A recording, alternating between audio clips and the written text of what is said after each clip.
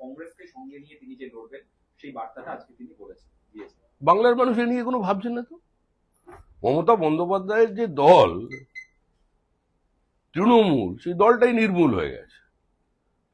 এখন ওরা মালিকানা নিয়ে নিজেদের মধ্যে লড়াই চলেছে।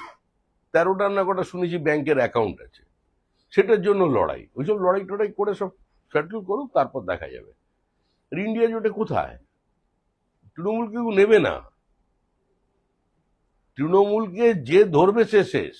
কেজরিওয়াল ধরেছিল শেষ। তৃণমূলের কোনো ভবিষ্যৎ নেই, আর তৃণমূল দলই নেই, সেটা নিয়ে আলোচনা কিসের।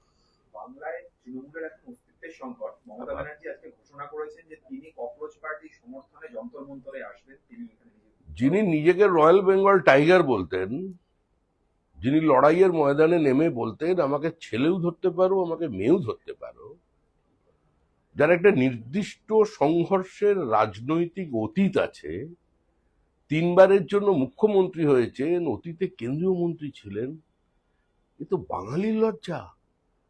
শেষ পর্যন্ত তুমি প্যারাসাইট হবেন,